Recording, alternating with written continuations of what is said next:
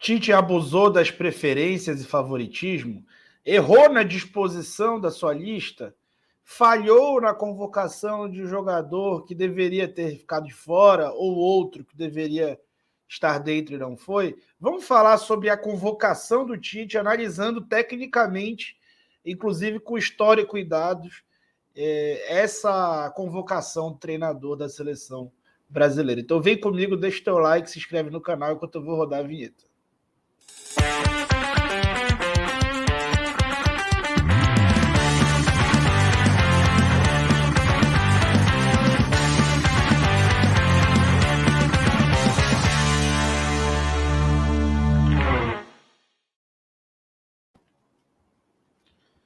É isso, galera, é isso. Vamos falar.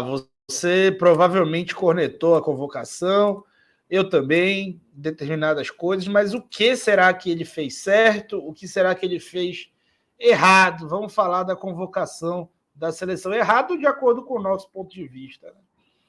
Então, a convocação da seleção, como você já sabe, né? Alisson, Ederson, Everton, a novidade aqui na zaga, Bremer, lateral esquerda, Alex Telles, Dani Alves na lateral direita. Aí o Everton Ribeiro entra na vaga do... que eu não acredito que foi na vaga do Coutinho, eu acho que o Everton já tinha essa convocação certa, inclusive para jogar como esse segundo homem, mas com a convocação do Martinelli, fica mais claro que o Tite pensa em utilizá-lo aqui nessa função também, mas também tem o Paquetá para utilizá-lo ali, a novidade realmente a convocação do Martinelli e do Pedro. E aí muita gente falou da disposição da lista, que ele deveria ter convocado um zagueiro a mais, que está levando poucos zagueiros, que está levando muito atacante. Vamos lá, pessoal, a gente tem que lembrar que agora são 26 jogadores. Então, como que ele dispôs isso aí? 3 goleiros, 2 laterais, 4 zagueiros, 2 volantes, 5 meias e 8 atacantes. Será que 4 zagueiros são pouco para uma Copa do Mundo? Vamos puxar o histórico aqui, né? Lembrando que eram 23 convocados nas outras Copas. Então, desde 2002, foi o último título do Brasil, até essa Copa, a gente tem 5 Copas aqui de histórico para análise. Eu acho que é uma amostragem bem razoável para análise. Em todas as 5 foram 3 goleiros, em todas as 5 foram 4 laterais. Lembre, dessa vez, muito se especulou sobre o Tite eventualmente levar 3 laterais somente, sendo que a lista dele tem 26. Eu acho que ele fez bem em manter 4. A gente pode questionar o Daniel Alves, e eu vou falar disso daqui a pouco sobre minha crítica. Zagueiros. Em 2002, a seleção jogava com 3 zagueiros. Mesmo assim, o Filipão levou só 4. Existia, assim, uma estratégia ali do Gilberto Silva, caso necessário, jogar como zagueiro, mas não foi necessário. Na verdade, ele não foi utilizado nessa função.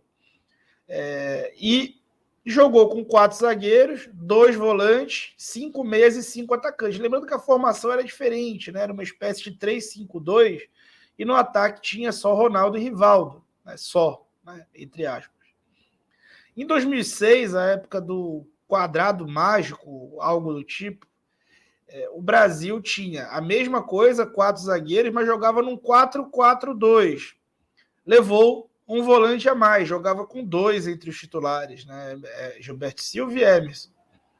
E aí o Zé Roberto, Kaká, Ricardinho, Juninho Pernambucano e Ronaldinho. Na verdade, era Gilberto Silva e Zé Roberto, que jogava como segundo volante. Essa função praticamente está extinta no futebol. Hoje são todos considerados meio-campistas, né? Na verdade, só em classificação, né? Que esteja extinta. Em 2010, a mesma coisa. 4 zagueiros, só que 3 volantes aqui. O Josué também como volante, mas tinham outros caras, né? O Dunga era puxado, né? Tinham outros caras aqui que eram segundos volantes típicos, né? Meia realmente no time, só tinha o Kaká entre os convocados, e o Júlio Batista, que na época jogava realmente mais avançado no seu tempo de Sevilha. E aí 4 atacantes, era um time que jogava numa espécie de 4-3-3, só que com 3 volantes por dentro.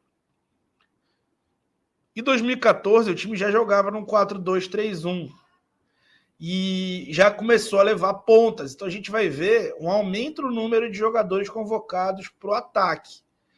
tanto em 2014 como em 2018, a disposição foi idêntica. E o sistema e o esquema tático dos times também.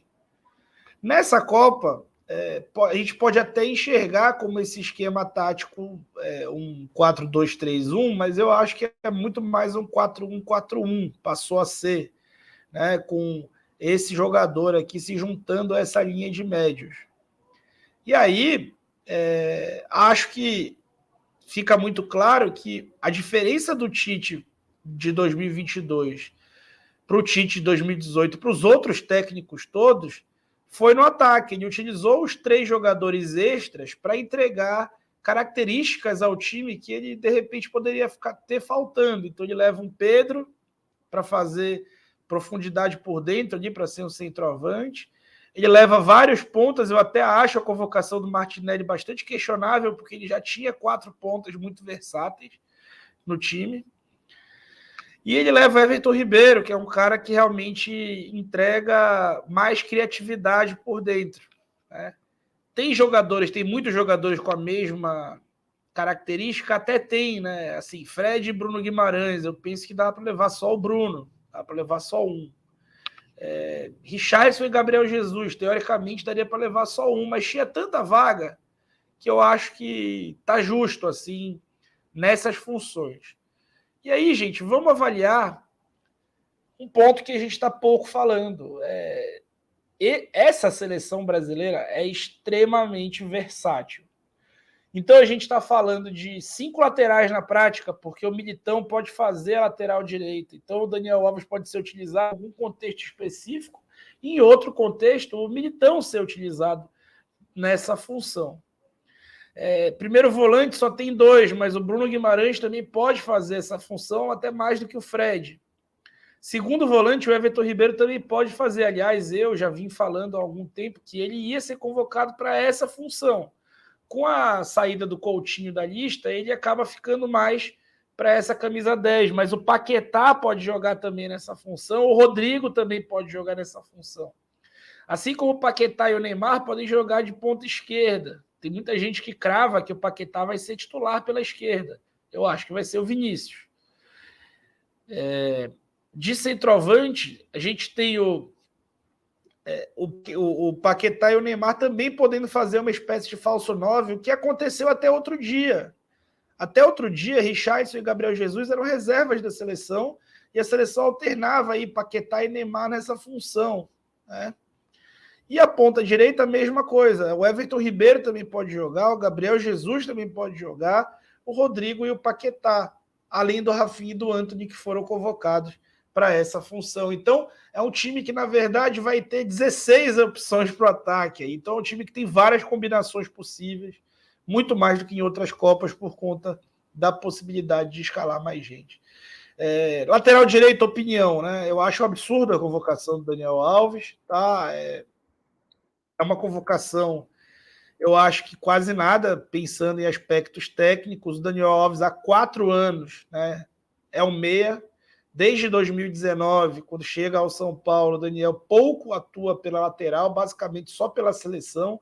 Nos clubes, na época, pelo São Paulo, ele, inclusive, não queria jogar, dizia que não queria jogar nessa função, né? E aí, para a seleção, ele pode.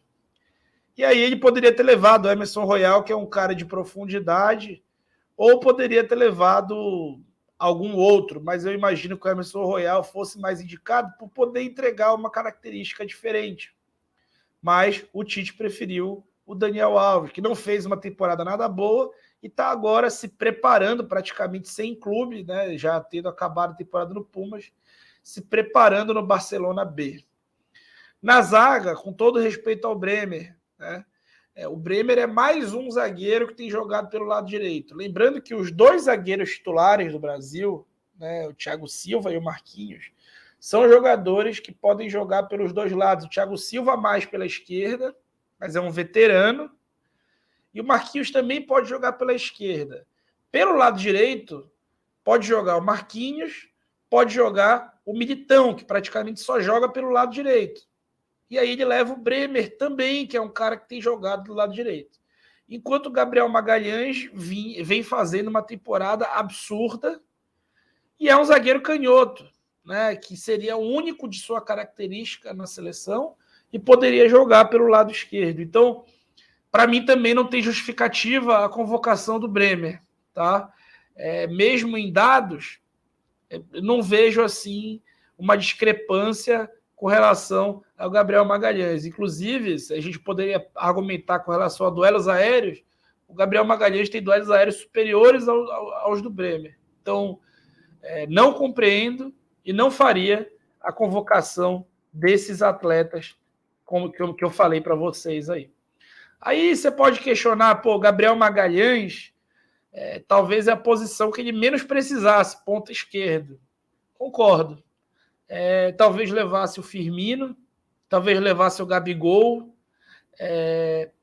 talvez levasse um Renato Augusto, né, um cara acostumado já com Copa, experiente, e aí sim, né, que é um cara que vai jogar teoricamente só quando o Neymar não estiver em campo. Levar mais um ponta esquerda não me parece fazer muito sentido, especialmente porque ele tem utilizado também o Paquetá por ali. Mas aí são preferências do treinador e eventuais meritocracias. O Tite, eventualmente, na minha opinião, né, que não sou ninguém comparado ao Tite, o Tite eventualmente se perde um pouco nessa meritocracia que ele prega e às vezes a gente não enxerga ela ocorrer na prática, ao menos de acordo com a nossa compreensão. Porém, em aspectos gerais, eu acho que a única convocação que a gente pode considerar como absurda é a do Daniel Alves. Mas também não tem nenhum outro lateral direito com tanto destaque no futebol mundial. O Bremer também não levaria, porque preferiria o Gabriel Magalhães por conta desse lado esquerdo, dessa perna esquerda, como eu falei para vocês. Tá bom? E você, gostou da convocação? Tá pé da vida com o Tite? Comenta aí e dá a tua opinião enquanto a gente troca ideia, tá bom? Então eu vou nessa e um beijo.